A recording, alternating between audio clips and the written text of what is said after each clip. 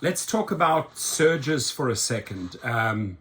David Risher, the LYFT CEO, says riders absolutely hate surge, right? And he came out swinging saying that they wanted to abolish surge. But I think he got reprimanded or pulled aside by his investors that told him, listen, surge has to stay. And it has to stay because it's based on supply and demand, right? If you have a Beyonce concert or if you have a big sports event where the masses need vehicles and the demand is high and maybe, not enough drivers can get to the scene, obviously it's going to drive prices up, and drivers bank on that. That's how they make some extra bucks.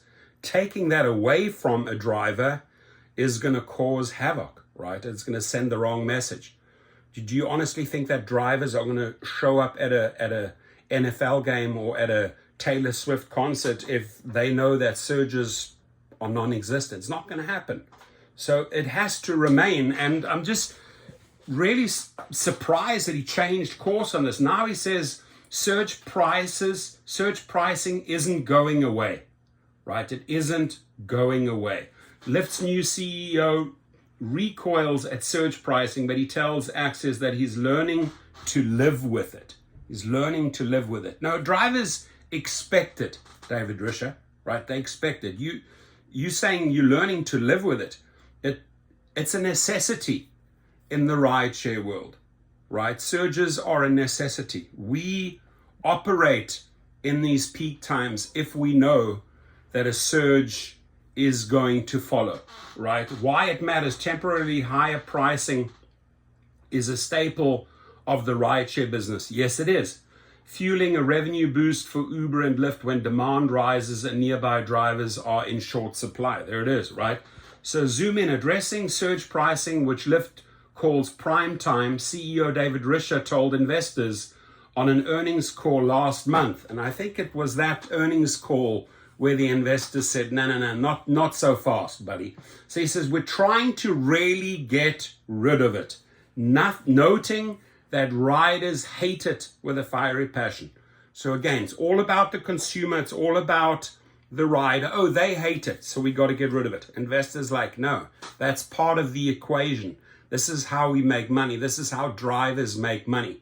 Keep it, right? But Risher tells Axios in an interview that the company can't do that after all. So, I mean, that's like complete flip-flopping here, right? I don't like it. That's true, Risher said, but he added, there are times when it is important to allow prices to go up. Between the lines, drivers and the company benefit from surge pricing at busy times. Obvious. Like, let's just highlight this and repeat this again.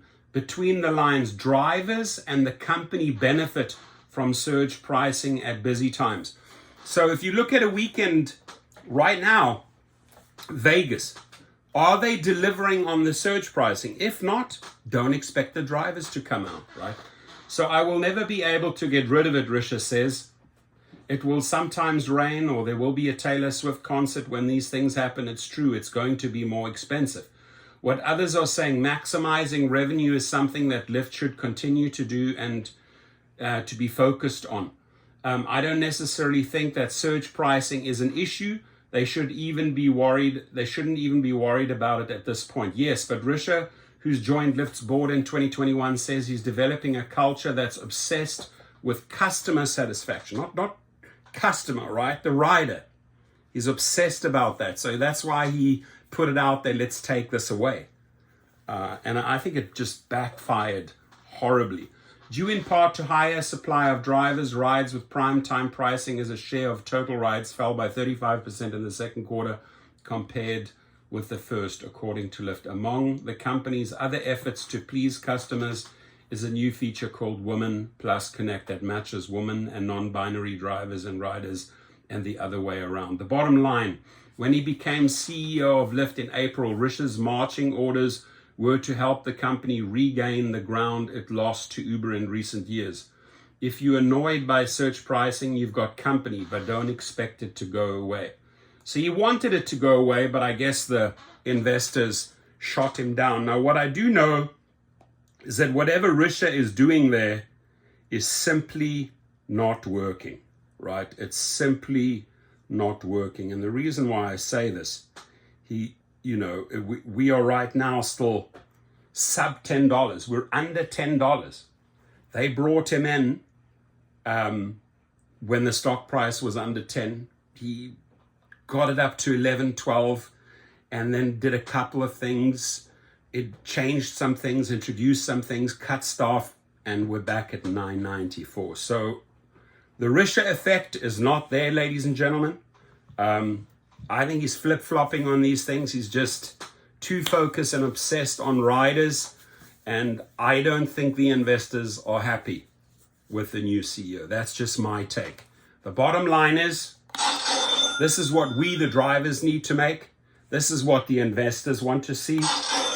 And Risha's vision might not align with us, the drivers and the investors. Your comments, please.